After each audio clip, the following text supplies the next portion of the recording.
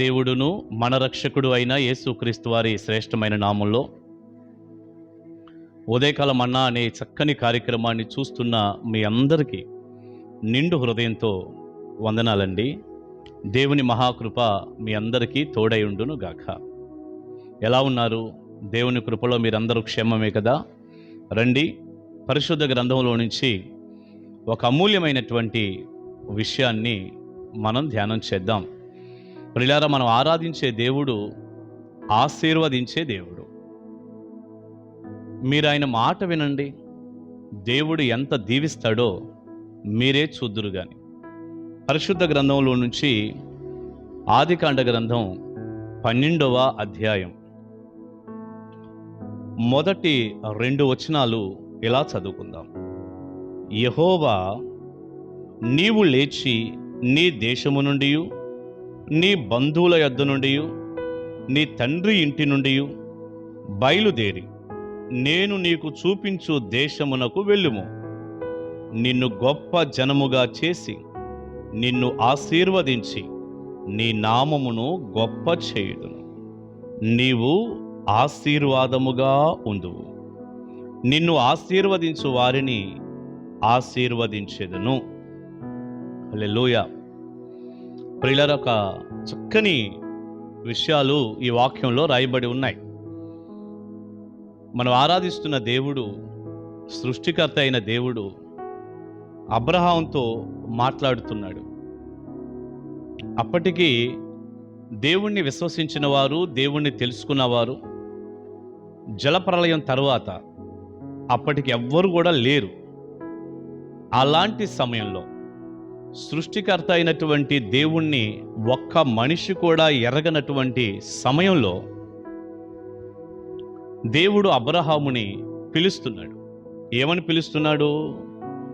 నీవు లేచి నీ దేశము నుండి, నీ బంధువుల యొద్ద నుండి, నీ తండ్రి ఇంటి నుండి బయలుదేరి నేను నీకు చూపించు దేశమునకు వెళ్ళుము. నువ్వు లే, నీ దేశం నుండి బయలుదేరు, నీ బంధువుల యొద్ద నుండి బయలుదేరు, నీ తండ్రి ఇంటి వారి దగ్గర నుండి నువ్వు బయలుదేరి నేను చూపించే దేశానికి నీవు వెళ్ళాలి అని దేవుడు చెప్పాడు. ప్రియులారా, ఇది చిన్న విషయమా? ఈ రోజున మనం ఆలోచిస్తే ఇప్పుడు కూడా ఇన్ని లక్షల మంది ప్రజలు ప్రభువుని అంగీకరించి కనపడుతున్న ఈ సమయంలో కూడా దేవుడు ఎవరికైనా ఏదైనా చెబితే వారు మాట వినటం, లోబడటం చాలా కష్టంగా ఉంది.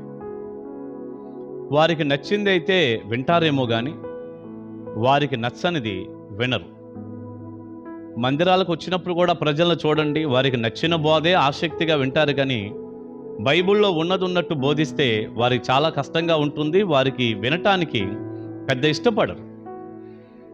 దేవుడు వారితో మాట్లాడిన ప్రతి మాట మంచిదే, ప్రతి విషయం మంచిదే అని వారు గ్రహించలేరు.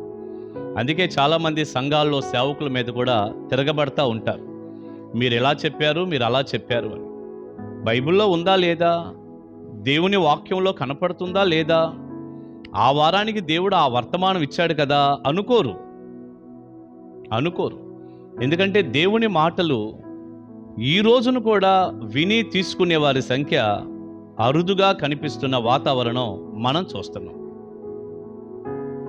అంతేగా మరి ఆ రోజున అబ్రహాము జీవించిన ఆ రోజున కల్దీల ప్రాంతమైనటువంటి ఊరు అనే పట్టణంలో అబ్రహాము నివసిస్తూ తన తండ్రి అయిన తెరహు కుటుంబంలో ఉన్నప్పుడు, ఒక్క వ్యక్తి కూడా ప్రభువుని నమ్మనప్పుడు, ఏ ఒక్క వ్యక్తి కూడా నిజదేవుణ్ణి, సృష్టికర్తను తెలుసుకున్నప్పుడు దేవుడు అంటున్నాడు, నీవు లేచి నీ బంధువుల యొద్ద నుండి, నీ తండ్రి ఇంటి వారి యొద్ద నుండి, నీ దేశము నుండి బయలుదేరి నేను నీకు చూపిస్తాను ఓ ప్రాంతానికి, అటు వెళ్ళిపోవాలి.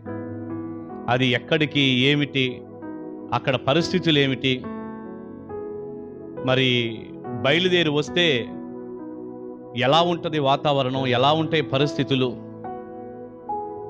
చాలా ఏమన్నా కలుగుతాయా, ఎన్ని మేలులు చేస్తాడు దేవుడు, ఇవేమీ వాస్తవంగా అబ్రహాముకు తెలియదండి. దేవుడు చెప్పాడు, నేను చూపించే ప్రాంతానికి నువ్వు వెళ్ళాలని, వెళ్ళాడు, అంతే.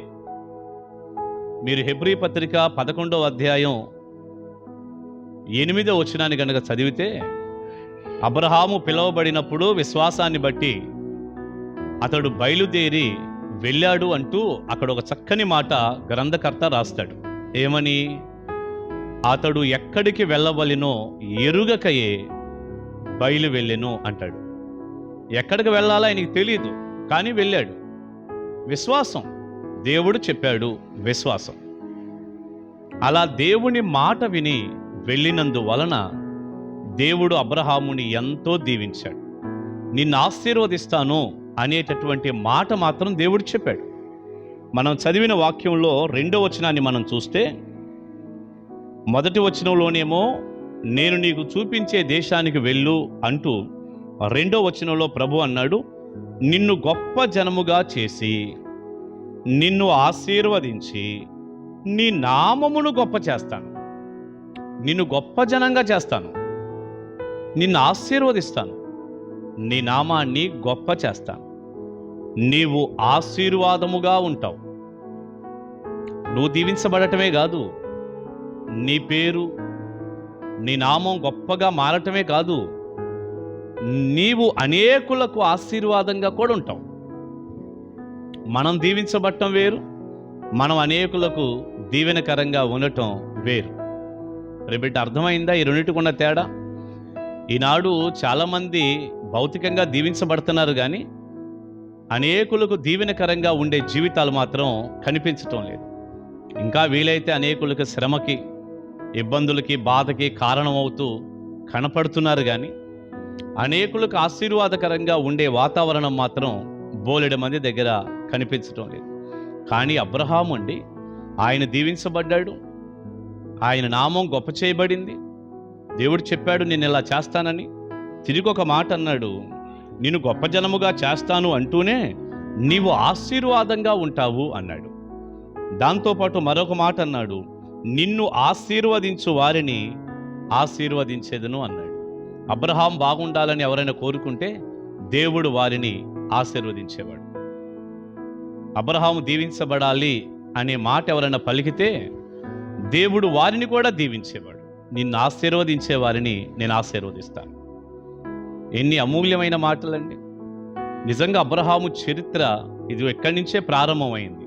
11వ అధ్యాయం కొంచెం పై వచనాల నుండి మనం చూస్తే ప్రారంభం అవుతుంది. నిజంగా అబ్రహాము చరిత్ర మనం చూసినప్పుడు అబ్రహాము చాలా బ్లెస్ అయ్యాడు, చాలా దీవించబడ్డాడు. దేవుడు చెప్పింది చెప్పినట్టు చేశాడు, గొప్ప జనంగా మారాడు. ఈనాడు ఇశ్రాయేలు దేశంలో ఉన్న యూదులందరూ అబ్రహాము సంతానమే కదా. ఆ మాటకు వస్తే ప్రపంచంలో ఉన్నవారందరూ కూడా అబ్రహాము సంతానంగానే పిలువబడుతున్నారు. విశ్వాసాన్ని బట్టి మనం కూడా ఆయన నామాన్ని చాలా దేవుడు గొప్ప చేశాడు, ఆశీర్వదించాడు. ఈనాడు ప్రపంచానికి ఆశీర్వాదకరంగా అబ్రహాముని దేవుడు చేసినట్టు మనం గమనిస్తున్నాం. ఎందుకు అలా జరిగిందంటే అబ్రహాము దేవుని మాట విన్నాడు, అంతే. అది కష్టమైనా కూడా విన్నాడు, అంతే. ఆయన ఉన్నటువంటి ఊరు అనే ప్రాంతం నుంచి కనాను దేశానికి దేవుని మాట మేరకు వెళ్ళాడు. ఎంతో శ్రమ, ఎంతో కరువు, ఎంతో కష్టం, ఎంతో ఇబ్బంది, వెళ్ళాడు.